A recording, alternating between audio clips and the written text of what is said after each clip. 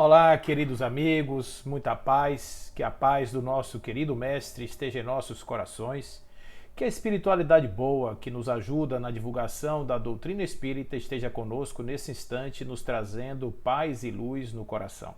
Quero saudar aqui aos nossos queridos amigos da confraternização espírita baiana, que nos oportunizam, através do convite, mais uma chance de estarmos aqui, mais um momento para estarmos aqui, para falarmos da doutrina espírita, das vidas que vivemos, das nossas existências, enfim, desses assuntos que são tão importantes para o nosso cotidiano. Hoje o assunto é o que nós levamos da vida? Qual o sentido de estarmos vivos? Qual que é o propósito disso? Para uns, o propósito é o trabalho, o propósito é acumular riquezas, acumular bens, a fazer grandes obras, impressionar muito com monumentos grandiosos, o poder, de repente, pode inebriar outras pessoas. E assim, a cada pessoa, a cada mundo, a cada universo, nós vamos entendendo que existe uma perspectiva toda sua, toda própria, de conceber o sentido da vida. Não existe decididamente nenhuma religião, nenhuma escola filosófica, nenhum pensamento que possa ainda, em definitivo, dizer o sentido da vida explicitamente, de forma geral, para todos, é esse. Isso se nós tomarmos conta apenas daquele intervalo entre o nascer e o morrer, que é o que compreendemos como vida. Se pensarmos na vida do espírito, claro, o espírito tem uma finalidade específica, o espírito tende à evolução. A existência do espírito preconiza a própria situação dele existir, já é em si a situação dele estar na condição do ser evolutivo. Ele evolui porque existe, ele evolui porque é essa a sua natureza. Então toda a existência do espírito, claro, tem como finalidade a existência e a progressão espiritual. Mas e o corpo? E o ser? E o personagem? Como é que aonde ele se encaixa? Em que lugar esse personagem acha-se diante desse grande cenário evolutivo do espírito? E aí nós reduzimos as expectativas de vidas a apenas aspectos biográficos, as vidas dos encarnados, ao momento em que chegamos aqui até o momento em que partimos dessa para outra existência. Então, se nós formos olhar do ponto de vista da perspectiva, vamos analisar o aspecto do que eu vejo da vida, de como eu vejo a vida. Bom, primeiro temos que entender que para alguns a vida não resulta após a morte e mais nada. A vida aguarda ou é o prenúncio do nada. Após a morte, absolutamente nada. Essa é uma ideia. Uma ideia que leva as pessoas simplesmente a imaginarem que o sentido da vida está aqui dentro. Está na felicidade da terra, está nas coisas da terra, está nas coisas do mundo, está naquilo que o mundo pode dar, está naquilo que o mundo pode pegar. E assim nós podemos imaginar que a vida aqui na terra é uma grande corrida para ver quem chega na frente, para ver quem consegue vencer os obstáculos e atingir as culminâncias. E talvez essa seja uma forma de se enxergar da grande maioria das pessoas. Porque no fundo, não basta você dizer que existe uma vida depois da vida, é preciso acreditar nisso, ao ponto de abrir mão de certas coisas que seriam importantes, considerando que existe uma vida depois desta existência. Mas se nós simplesmente temos dúvida, ou se achamos que não, que isso é uma coisa passageira, enfim, e que depois não tem mais nada, pode nos dar simplesmente a cada minuto aquela sensação que estamos perdendo tempo. Se um outro tem mais do que eu, de repente esse outro tem um usufruto melhor do que o meu. Ele está gozando da terra melhor do que eu. E assim sendo, podemos imaginar que a nossa vida é de sofrimento, de dor, nos acharmos apequenados diante da existência. A ideia da finitude dá-nos um vazio existencial muito grande. Não há nada, nenhum sentido, absolutamente. Podemos até criar alguns, mas são efêmeros. Eles não resistem aos primeiros embates que o espírito trava com a realidade objetiva da existência. A vida não é fácil. Nascer nesse mundo é um desafio muito grande para todos, absolutamente para todos. E precisamos estar cientes disso, porque não existe vida tranquila. Existe uma aventura extremamente arriscada, extremamente delicada, extremamente necessária, que requisita de nós estratégias, formas, prudência, sobretudo. Mas existem outras formas de ver. Existe aquela que se imagina que depois existe algo. Mas esse algo é o quê? Esse algo é uma penitenciária? Esse algo é um paraíso eterno, sistemático, que vai ser dado àqueles que frequentam determinadas religiões ou que fazem determinados tipos de procedimento, ao passo que aqueles que não fazem, eles estarão em outros lugares? Essa é uma forma também de acreditar. Acreditar nos lugares eternos, nos destinos eternos. Foi isso que, de certa forma, Allan Kardec trouxe-nos numa perspectiva de análise lá quando ele estudou o céu e o inferno, escreveu, nos ofertou o céu e o inferno. Foi essa a ideia. A ideia de apresentar opções, além dessas que são as usuais. Mas existem outras, e uma, sobretudo, é aquela que, quando terminamos essa existência, nós nos reintegramos ao grande todo. A ideia do panteísmo, enfim, ela surge aqui como possibilidade também de consideração. Mas há aquela que imagina que nós somos espíritos e que, portanto, continuamos vivos e conscientes após a existência do corpo físico. E claro que essa hipótese é a hipótese que o Espiritismo adotou. Não somente por uma ideia, não somente por uma escola filosófica ou por um pensamento filosófico. O Espiritismo adotou essa ideia porque essa ideia é a que combina com as experiências todas que foram realizadas. Se nós fôssemos aqui agora botar um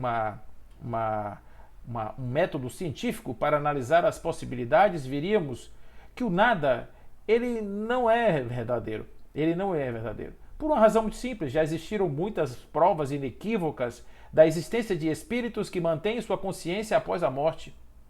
Já existiram inúmeras e inequívocas manifestações espirituais que mostram que existe sim uma vida depois desta vida. Então, essa hipótese está descartada.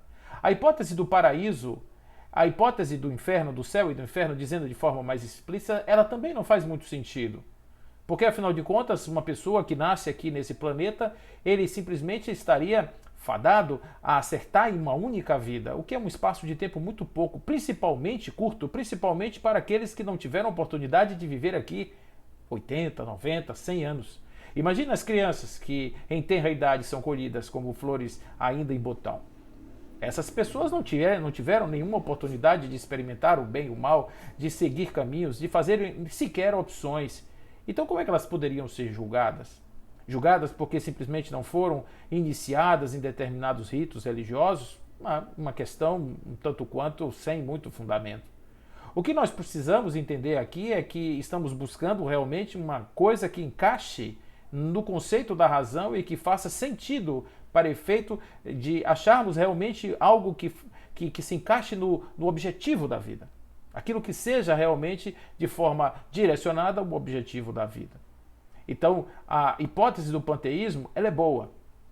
Ela é boa. Mas ela também tem algumas circunstâncias que extrapolam a ideia simples da vida e da morte, porque entra aí na questão do próprio conceito desse nesse mar espiritual. Porque a grande crítica que se faz ao panteísmo é que ele, de certa forma, se limita à soma das suas partes. E tudo aquilo que é soma de partes é finito. Então, se eu tenho, não importa quantas partes, mas se eu sou um conjunto de partes, a soma dessas partes dá aquela grande totalidade, e isso dá a sua finitude. E Deus, parece que o melhor conceito de Deus aponta para a sua infinitude. Talvez outros conceitos, o monismo, o panenteísmo, possam explicar melhor essa situação. Encaixa-se melhor, mas vai dar no mesmo. No fundo, ao fim e ao cabo, nós estamos imaginando que na sequência evolutiva do espírito, ele vai chegar a um ponto em que estará na unidade, na verdade, na unicidade. Naquele momento em que nós nos encontramos como únicos, eu e o Pai somos um, você e o Pai são um, nós todos somos uns com os outros. E isso faz com que a gente tenha realmente uma outra perspectiva da existência. Achar que somos realmente esses viajores do tempo, que estamos aqui passando experiências humanas, muda significativamente o sentido da vida. E muda significativamente os objetivos da vida de cada um de nós, especificamente, não de forma genérica, mas de forma específica.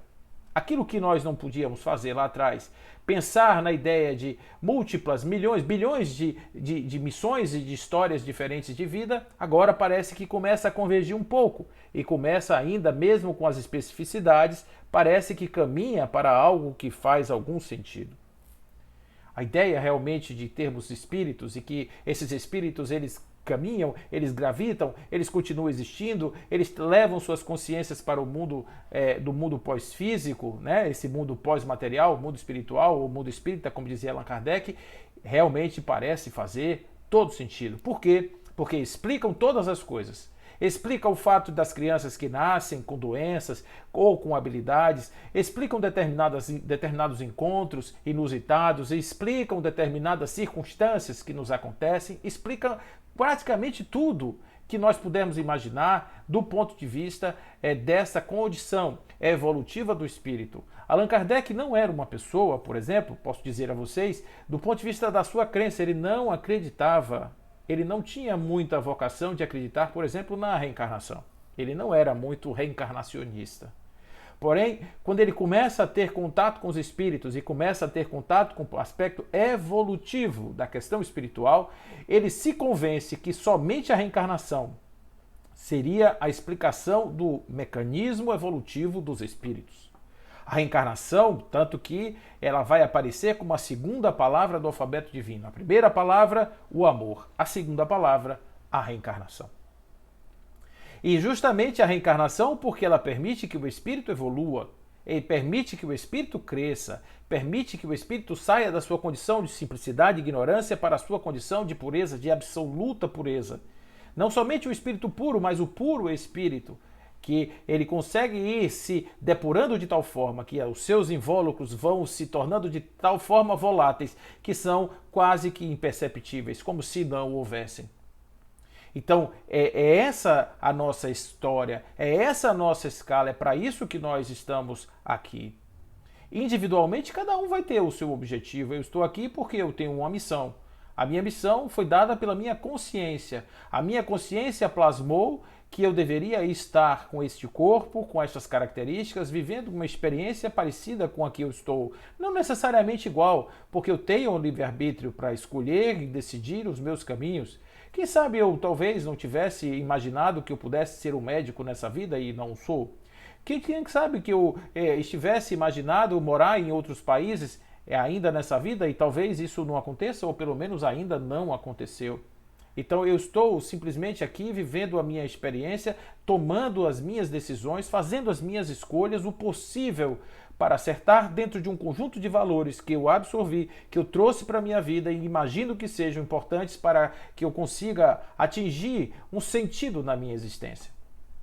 Mas podia ser diferente, eu podia ter outros valores, eu podia ter outros caminhos, mas o fato é que algumas características da minha vida, essas talvez eu não tivesse como mudar. O fato de ser eu, agora este personagem, ter chegado, por exemplo, na casa dos meus pais, ter vindo nessa encarnação na casa dos meus pais, isso tem um significado. Os meus filhos que chegaram depois, as pessoas com as quais eu me relacionei, as pessoas que fazem o meu entorno, que compõem a minha família, todas essas fazem parte de alguns encontros espirituais que se manifestam aqui na carnalidade. Então, coisas eu posso escolher, talvez outras eu possa modificar a maneira como eu vivo, mas a experiência ela se apresenta para mim para que eu possa experimentar, viver, enfim, com ela aprender e crescer. Então, se nós fizermos uma análise da nossa vida, da nossa existência, vamos encontrar coisas que são coisas específicas da nossa missão e coisas que são derivadas do dia a dia, das nossas próprias, do nosso próprio livre-arbítrio, do nosso próprio andar. É possível identificar essas coisas. Mas o mais importante é identificar que a ideia de um mundo posterior há de construir em mim uma percepção de valores existenciais diferente. Porque se eu não imagino que exista nada depois, a vida vai ser uma Disneylândia. Qual será a melhor forma de viver? O usufruto diário de todas as potencialidades do corpo, das sensações, dos mecanismos sensoriais o tempo inteiro, clamando e pululando dentro de mim para serem satisfeitos. Isso seria a vida ideal. O sujeito vai dizer: o que é o sentido da vida? O sentido da vida é curtir. O sentido da vida é aproveitar o momento, aproveitar carpe diem, ali o tempo todo, aproveitar a hora antes que seja tarde. A questão é que a vida, ela tem os seus encontros, ela tem as suas nuances e tem também as particularidades que nós não podemos ignorar. As coisas que acontecem com as pessoas que eventualmente fogem do seu destino e de repente, em um determinado momento, o destino se encontra com elas onde elas menos imaginam. Então, de alguma maneira, existe um mecanismo que nos aproxima da experiência.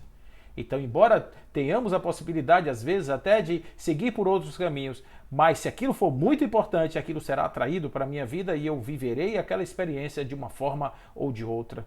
Às vezes até com muito mais dor do que eu viveria se eu tivesse prestado atenção nos sinais que me foram passados anteriormente pelo meu entorno, pelos cenários que eu poderia ter percebido e eu não percebi. Então, talvez a coisa mais delicada realmente seja a construção de valores.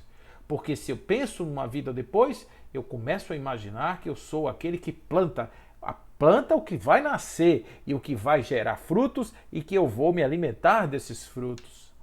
É uma atitude egoísta em um determinado momento? Sem dúvida nenhuma que sim. Eu faço porque eu quero algo melhor para mim. Então eu estou, de certa forma, guiando o meu egoísmo em alguma espécie de coisa, sim. Mas para fazer isso, para me libertar, observe que as coisas que eu vou ter que fazer, mesmo intencionalmente, elas por si, elas são algo que vão melhorar o meu estágio evolutivo. Então eu vou com a intenção e termino encontrando outra coisa. Então imagina o desapego. O desapego é um esforço imenso da alma. Mas à medida em que você vai se desapegando, você vai crescendo espiritualmente. Imagina a amorosidade. A amorosidade é um esforço imenso da alma. Construir a percepção de que você pode amar alguém, construir a percepção de que você pode incluir alguém na sua vida, isso é muito difícil em determinados estágios evolutivos, como, por exemplo, o que eu me encontro. Você faz isso, mas você não faz isso a mãos cheias, você não faz isso ordinariamente. Para fazer em determinados casos, você tem que rodar uma baiana, tem que realmente fazer um esforço hercúleo para poder conseguir fazer aquilo lá. Mas o resultado dessa amorosidade, o resultado desse esforço consistente para desenvolver uma amorosidade, será uma amorosidade que representa para nós o desenvolvimento do espírito. É diferente de uma fuga. Uma fuga, ela sempre é uma atenuação da minha responsabilidade. A fuga é sempre um postergar de algo que eu teria que, de certa maneira, encontrar agora. O enfrentamento exige esforço, o enfrentamento exige sacrifício, mas o enfrentamento é vencer, é vitória, é passos para frente. Ao passo que a fuga, a postergação, vai fazendo com que eu simplesmente me torne alguém que vou empurrando com a barriga a minha vida. Eu vou procrastinando todas as minhas decisões evolutivas em função dos prazeres imediatos. Isso é porque os valores ainda não consolidaram em minha mente. Haviam pessoas no passado que faziam isso seguindo ditames sociais, ditames ainda morais, estabelecidos por religiões, e vai dizer que essas pessoas não se beneficiaram a um custo muito alto, porque tiveram que, de certa forma, calar de uma maneira sistematizada vozes internas que estavam gritando por algum tipo de explicação e, como um rolo compressor, elas foram trituradas para dar espaço ao novo modo de pensar e agir. Isso cada pessoa vai ter uma capacidade de resiliência, vai ter uma capacidade de fazer diferente. Não se pode imaginar duas criaturas humanas porque existe um padrão, elas devam seguir exatamente da mesma maneira. Não, o padrão eu sei, o objetivo é esse, é evolutivo. O objetivo é a amorosidade, o objetivo é ser caridoso, o objetivo é ser paciente, o objetivo é perdoar, o objetivo é ser benevolente, o objetivo é ser indulgente. Esses são objetivos. tá bom? Eu vou ter um esforço para fazer isso. Agora, como isso vai ser construído, cada um vai fazer o seu castelo. Cada um vai construir o seu caminho. Cada um vai fazer seu plano de vida para atingir os objetivos possíveis. Porque pode ser que de repente alguém consiga um e não consiga o outro já consiga aquele e não consiga o primeiro. Então, existem variações, existem perspectivas diferentes e existem níveis diferentes de atingimento desses resultados. Na mesma escala, no mesmo nível, amorosidade, caridade, indulgência, etc., nós podemos ter níveis diferentes de atingimento. Para algumas pessoas, perdoar alguém próximo já é uma vitória. Para outros, perdoar quem não conhece, perdoar aqueles indistintamente, já é esse o grande objetivo a ser atingido, porque os pequenos aqui ele já conseguiu fazer. Então, se de repente, esse exemplo inclusive é trazido pelos espíritos, se um espírito mata e rouba, em outra encarnação ele só consegue ainda roubar, mas já não mata mais, não tem vontade de matar, eis aí uma evolução. É uma coisa que parece estranha. Ele deveria nem roubar nem matar para a gente considerar a evolução. Mas o fato dele não fazer uma coisa e já fazer outra, ou ainda fazer uma coisa e não fazer mais a outra, naquele aspecto ele já cresceu. Então, observe que o passo é lento, depende da vontade, depende da capacidade discricionária de uma pessoa escolher uma coisa ou outra, depende disso. Mas a gente precisa entender que, de novo, a motivação que está por trás desse objetivo, simplesmente, ela é uma motivação que nasce do conjunto de valores, de como eu enxergo essa vida, de como eu enxergo o sentido da vida. Então, ainda bem que nós temos uma doutrina que nos apresenta a perspectiva de um porvir, a perspectiva de um depois, a perspectiva de uma vida depois desta vida. Ainda bem, porque nós temos aí a oportunidade de começar a construir um conjunto de valores positivamente direcionados para a evolução. Tem pessoas que não vão embarcar nisso, né? Tem pessoas que não querem fazer isso, porque observe que Leon Denis vai dizer assim, conforme seja o ideal, assim também será o homem. Ele tem um negócio, uma passagem do livro O Porquê da Vida, né? No capítulo 2, ele diz assim, o homem, ignorante dos seus destinos, da sua destinação maior, é semelhante a um viajante que percorre maquinalmente a sua rota. Então a pessoa que de repente não sabe o que é que lhe aguarda, ele vai viver um dia depois do outro, de forma maquinal. Ele não vai compreender por que é que aquilo está lhe acontecendo, sem conhecer o ponto de partida, nem o ponto de chegada, e mesmo sem saber qual é o motivo da sua viagem. Já imaginou isso? De onde eu vim, para onde eu vou, qual o sentido da minha vida? Essas perguntas, elas sem resposta, até para você escolher uma coisa, se isso ou aquilo, fica difícil, porque não existem objetivos definidos. O que resulta, sem dúvida, diz Leon Denis, o estar sempre disposto a parar diante do menor obstáculo e a perder o tempo sem cuidar do alvo que deve atingir. Então, dessa maneira, a gente vê que realmente essa falta do sentido, ela pode nos trazer algo assim muito ruim, muito negativo, né? Então nós temos um mundo hoje onde as pessoas estão passando por um tipo de deficiência no sentido da vida, e incluindo aí jovens, inclusive pessoas com muito pouca idade, 13, 11, 12 anos, já tendo seus problemas, e a gente começa a entender que tem algo muito sério a ser colocado aí, a ser discutido.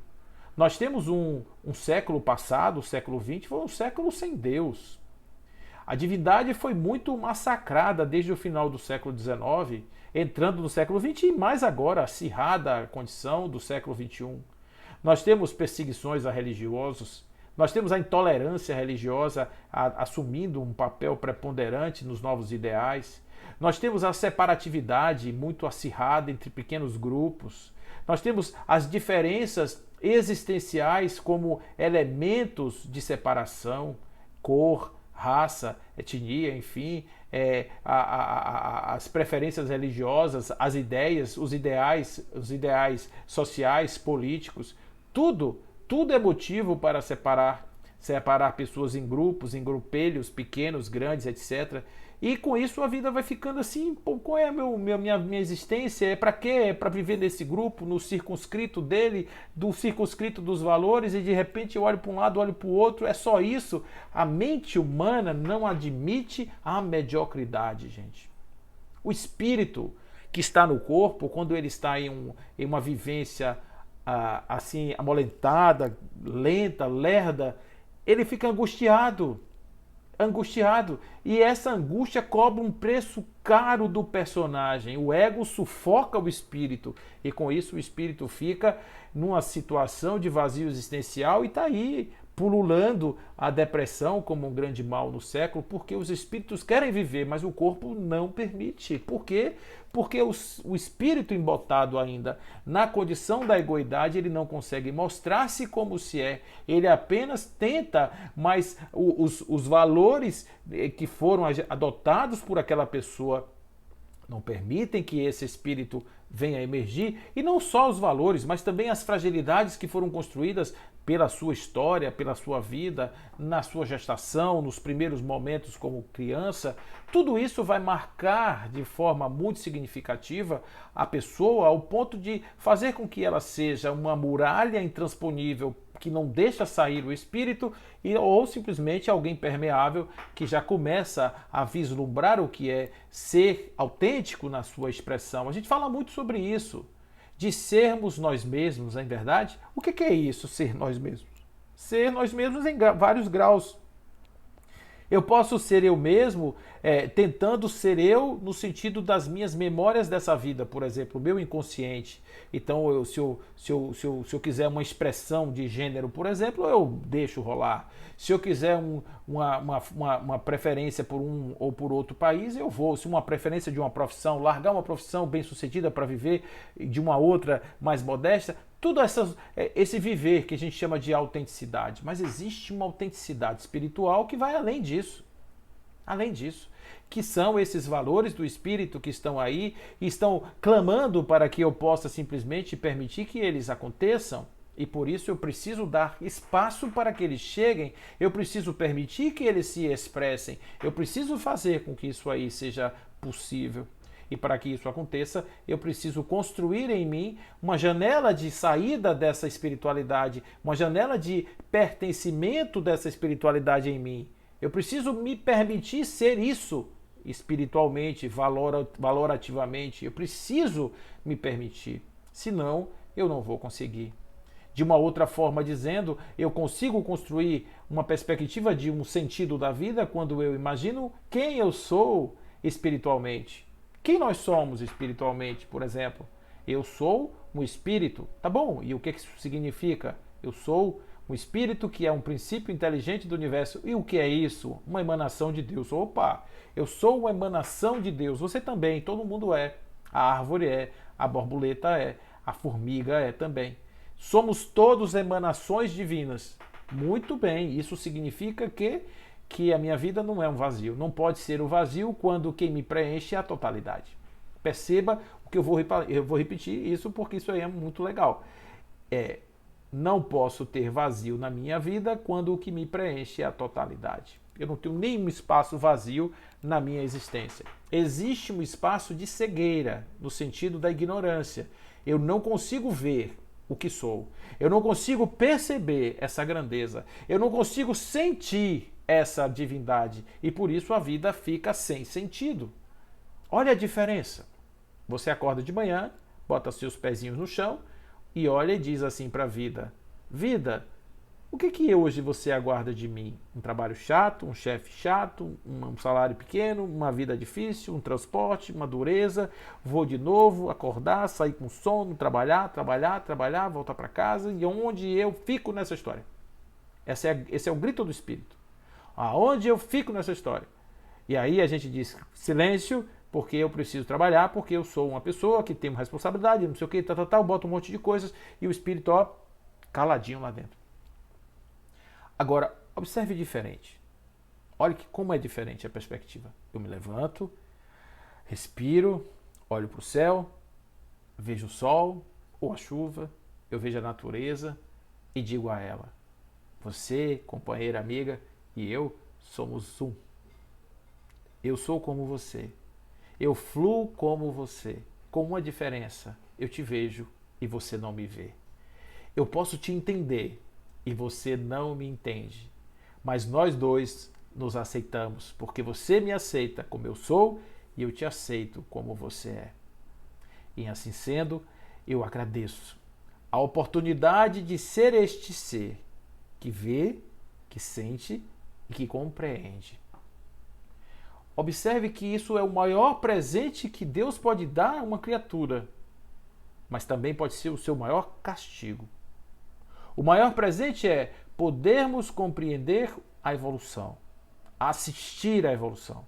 E qual é o maior castigo? É entrar nos devaneios dos valores equivocados e me perder nas ondas do pensamento, esquecendo quem eu sou e quem me trouxe aqui. É diferente. É diferente porque quando eu vejo as minhas tarefas do dia a dia, eu entendo elas como missões de um personagem. Mas um personagem que não é só isso, não se limita a isso. Ele tem que ter o seu tempo para dedicar-se à sua espiritualidade. Não é uma vezinha por semana, é todo dia. Todo dia no sentido de você reservar alguns minutos para você, na sua oração, na sua meditação, em algum momento tomar contato com esse ser interior e agradecer ao ser maior por sermos conscientes dessa existência. Isso dá um sentido grandioso à vida. Eu sei que isso tudo que eu estou falando aqui pode parecer uma coisa pequena, porque quem tem um problema grande não consegue enxergar isso que eu estou dizendo. Quem tem um problema grande está no meio do torvelinho ali, a cabeça cheia de coisa, não consegue. Mas por outro lado, se a gente começa a fazer este trabalho antes dos problemas chegarem, quando os problemas se apresentarem, eles serão diminuídos na sua intensidade, porque haverá em nós uma certeza de uma grandeza, de um descolamento, de uma percepção que nos fará enxergar as coisas com um olhar mais paciente, um olhar mais compreensivo, um olhar mais de entendimento e não o olhar do sofrimento e da dor.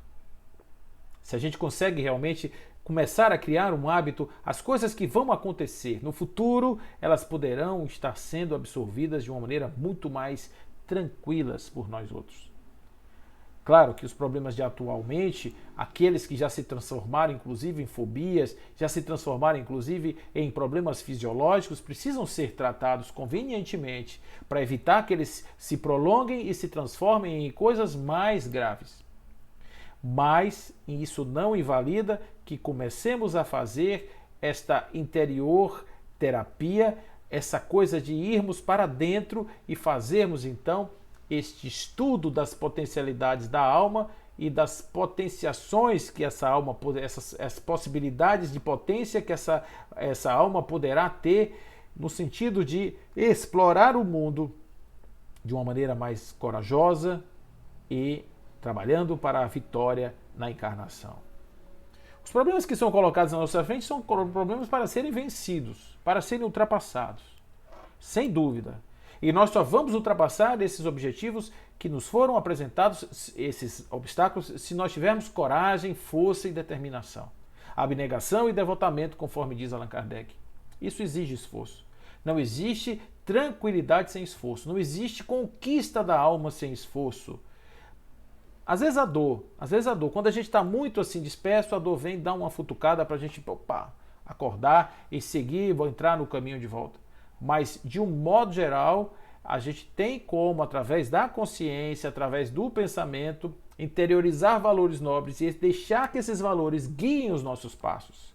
Então, se você tem valores nobres e você tem que tomar uma decisão, os valores nobres ditarão o seu caminho. E o seu caminho será acertado, porque ele estará em conformidade com o conjunto de valores que você adotou para a sua vida. Diga com quem andas e eu vou dizer quem você é. Me diga quais são os seus valores e a qualidade deles e talvez a gente possa imaginar o quanto de sofrimento vai existir na vida de uma pessoa. E isso é uma coisa que a gente já sabe. A gente só falta botar isso em prática. Fazer com que isso realmente se transforme no nosso modo de vida. Fazer com que isso se transforme na nossa prática cotidiana. Então, meus amigos, se a gente olhar isso, o sentido da vida, portanto, é evoluir sempre, não só do espírito, do personagem também. Cada espírito, no momento em que ele é um personagem encarnado, ele vai ter uma história sua própria particular e, portanto, ele precisa saber construir essa história própria particular. Qual é a função dos pais? Proteger os seus filhos para que eles sejam carregados de valores, que sejam propícios às boas decisões. Fazer com que essas crianças sejam psiquicamente sadias para que elas possam abrir-se cada vez mais à amorosidade, não se fecharem em si mesmos, não se ensimesmarem de uma maneira tal que isso prejudique a sua encarnação. Fazer com que a amorosidade transforme aqueles fechados em sistemas abertos, fazer com que aquelas pessoas sofridas se tornem receptivas ao calor do outro, ao carinho alheio, e com isso elas se tornem pessoas sociáveis e amorosas dentro de um contexto social. Esse é o nosso papel enquanto pais. E o nosso papel enquanto pessoas? O nosso papel enquanto pessoas é pegar todo este acervo de possibilidades que nos foi trazido, legado pela nossa ancestralidade e aproveitar e utilizar isso em prol do nosso desenvolvimento futuro. Olha que isso tudo já tem meio quilômetro de livros para que a gente possa aqui entrar na profundidade deste exercício, desta prática que vai fazer com que nós nos tornemos pessoas melhores.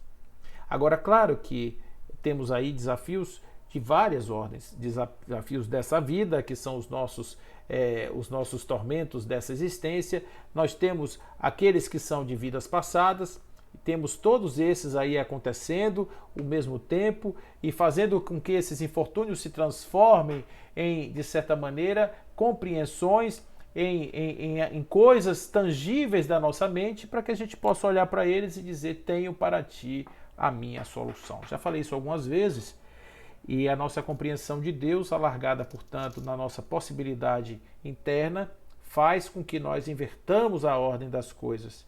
Nos acostumamos a levar a Deus os nossos problemas e dizer: Deus, eis aqui um problema para você resolver. Agora está na hora de fazermos diferente.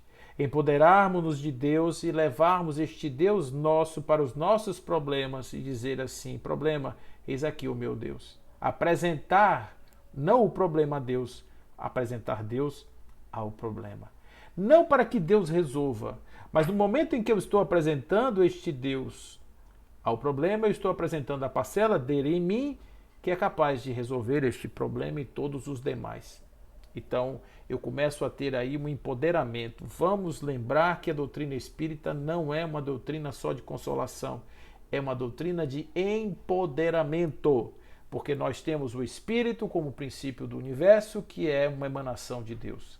E que, se é uma emanação de Deus, nós somos molécula a molécula deste corpo, esta emanação, que por sua vez também, essas moléculas também são emanações de outra ordem, etc. No fundo, somos as vibrações de Deus ao mesmo tempo, atuando naquilo que nós chamamos de cenário existencial, aquilo que nós chamamos de cenário da vida. É uma maravilha olhar a vida desta forma e dizer: vida, como você é boa. Como você é magnífica, como você é maravilhosa, como você me foi dada de possibilidade. Pais, por exemplo, os pais são figuras importantíssimas na construção dos filhos, mas são com pessoas mais importantes ainda na construção dos espíritos, porque estes pais foram escolhidos pelo Espírito, esses pais foram aqueles que atraíram este Espírito e dentro de uma conjuntura psíquica, dentro de um momento mental, às vezes e muitas vezes, quase sempre inconsciente, e isso faz com que essa aventura seja de uma importância tal que a gente precisa prestar atenção especial para ela. Qual é a característica do seu pai e do meu? Às vezes a gente não se toca que a gente esquece quem a gente é e acha que a gente é uma inocente criança entrando no mundo. Nós somos espíritos, temos história. E às vezes a nossa história é de fracasso. E eu preciso de um pai mais duro para fazer com que eu não fracasse. Ou eu preciso de um pai que me teste. Então eu fracassei na bebida, vou nascer dentro de uma casa de alguém que bebe. E essa bebida desta pessoa vai em mim dizer: você vai fracassar ou você vai superar? Você vai me ver fazer e você vai ver os impactos do me ver fazer para você poder entender o quão ruim é fazer, o quão negativo é fazer. E aí você toma a sua decisão. Imagine um outro pai que não fosse assim. Esse espírito poderia terminar a vida como terminou já 2, 3, 4, 5 vezes lá atrás. A gente não sabe, gente. Por isso, julgar é muito difícil. É claro que tem coisas que você tem que se blindar. Pais nocivos, etc. As crianças têm que ser afastadas. Precisam ser, de certa maneira, blindadas disso. Mas a experiência, nós estamos aqui falando do ponto de vista da experiência, ela foi atraída por uma conjuntura mental de todos esses atores que estão participando daquele cenário ali. Isso não foi criado. Isso não é um castigo. Isso foi uma circunstância, uma contingência das atrações. E, portanto, uma experiência evolutiva. Cada coisa dessa tem que ser vista no seu olhar. Olhar isso pela perspectiva do espírito que evolui é diferente de olhar isso do ponto de vista da vida biográfica que acaba. A vida biográfica que acaba, você pega esse, bota na cadeira, pega aquele, bota para cima, bota para baixo, move as peças, afasta, bota um no Alasca, o outro ali no Tibete e faz com que as coisas aconteçam. Acaba aquilo ali, separa. E o espírito? E a experiência? Ficou aonde? Ficou em que lugar? Foi colocado em que lugar? Então a gente tem que pensar nisso, gente, muito, muito. Afinal de contas, o espiritismo é isso. O espiritismo não é uma religião. O espiritismo é filosofia. O espiritismo é ciência. É também religião, mas não é só religião. A gente não pode olhar o espiritismo somente como um aspecto pelo o olhar do cristão. Isso é importante, mas não é só olhar. É olhar do ponto de vista do espírito. Outro dia eu estava fazendo uma palestra sobre as nossas missões no mundo espiritual. E por que a gente pensa que é diferente do mundo material? Então eu posso começar, por exemplo, eu quero trabalhar no plano espiritual, eu quero estudar astrofísica, eu posso começar agora. Por que eu tenho que esperar morrer para fazer isso? Eu quero estudar medicina, eu quero aprender sobre psicologia, eu quero aprender sobre psiquiatria, eu quero estudar a loucura. Por que eu tenho que esperar eu chegar lá para fazer isso? Eu não posso me preparar já? Posso, já que a minha consciência não vai ser perdida. Eu quero já, em outra encarnação, ter uma experiência de uma determinada natureza. Eu não posso começar já agora a me preparar para ela? Posso. Por que não? Porque eu sei que vai ter a outra. Olha como é diferente, gente, quantas coisas acontecem na vida da gente. E a gente, às vezes, acha que o nosso mundinho se circunscreve a isso aqui. O dia, a semana e os comentários, né? O tempo cada vez mais rápido, a gente ficando velho, o mundo é assim mesmo, nós somos que nem formiga, quando chega a hora da morte a gente não tem controle, enfim, aí essa conversa que você já conhece, mas o sentido da vida não tem nada a ver com isso. O sentido da vida é outro. O sentido da vida é me sentir o que eu sou e assim perceber o sentido daquilo que eu estou. Olha que coisa legal. Você não vai ter sentido da vida se você não provar da sua vida. Sua vida não vai ter sentido se você não conseguir provar o doce ou o amargo da sua existência. E fazer com que esse doce ou amargo se transforme dentro da alquimia cerebral, da consciência do espírito que nós somos, transformar aquilo em opções. Baixar a cabeça? Jamais. Nós não temos essa opção. Cair? Jamais. Nós não temos essa opção. Essa opção, ela existe, mas nós não temos ela. A gente até usa, mas ela não é algo que foi dada. Tipo assim, alguém deve ter dito, existe essa, mas você não fazia, porque isso aqui te atrasa, isso aqui te joga lá embaixo. Caia, levante, sabendo que você pode. Caia, ande, sabendo que você foi feito para andar. Você foi feito para soerguer-se. Você foi feito para brilhar. Você foi feito para voar. Portanto, não abaixe a sua cabeça diante de nada. Aconteceu? Entenda, aceite, levante a sua cabeça e diga: eu sei. Eu sei. Eu sei que em outra vida eu vou entender. Eu sei que amanhã eu vou entender. Eu sei que pode ser que amanhã seja amanhã mesmo. Eu pegue alguma informação e aquilo faça todo sentido para mim. Mas uma coisa também eu sei. Não foi por acaso. E outra coisa eu sei. Não foi errado. Tudo está certo. Tudo está na ordem. Tudo faz parte do grande modelo de Deus. E eu não posso duvidar disso. Porque isso é um valor que eu não estou a fim de abrir mão. Percebe, gente? Um valor. E até que alguém me prove o contrário. Esse valor é o valor da minha vida. É o valor da sua também. É só você acreditar nisso. Acredite que você não é um ser passageiro, no sentido da sua existência. Você é na sua momentânea existência, mas na sua verdadeira existência não. Você continua. Continua trabalhando, continua vivendo, continua se expressando, continua realizando e fazendo da sua vida uma coisa maravilhosa. Porque, gente, superar dificuldade já é um grande obstáculo vencido, já é motivo para festejar. Às vezes vencer um vício, às vezes vencer uma dificuldade com o ego, isso tudo já é motivo para comemoração. Comemoração, porque durante milênios talvez esse espírito não tenha conseguido, agora conseguiu, e graças a Deus conseguiu passar uma experiência onde ele não carregava isso como bula de remédio, não fez para conseguir nada, simplesmente venceu porque ele não suporta mais viver aquela experiência. E agora simplesmente ele venceu. Ele venceu e vai conquistar esse espaço agora dentro de muitas possibilidades evolutivas que lhe serão apresentadas, e ele estará sempre e cada vez mais indo na direção do Criador. Então a vida, gente, é isso. O que eu levo dessa vida? Eu levo o que eu vivi. Eu levo o que eu provei. Eu levo o que eu aprendi. Eu levo o que eu não aprendi. Eu levo o que eu senti e levo o que eu podia ter sentido. Eu levo na bagagem tudo isso. E compreendo que essa minha ida, essa minha bagagem, ela não pode conter certas coisas que são deletérias ao meu processo. Eu não posso carregar pedras, eu não posso carregar mágoas, ressentimentos. Mas se houver esses sentimentos, eu sei que eu terei outras oportunidades de desfazê-los. E quando elas se apresentarem, eu então aproveite sabendo que o sentido delas é educar, aprimorar e me fazer crescer. Por isso vamos crescer, vamos apreciar a vida do jeito que ela é, saborear a nossa vida e fazer dela o melhor que a gente puder. Que a paz de Deus esteja em seus corações, para que Ele possa fazer brilhar esta consciência e que essa consciência seja a guia de todos nós na direção da luz.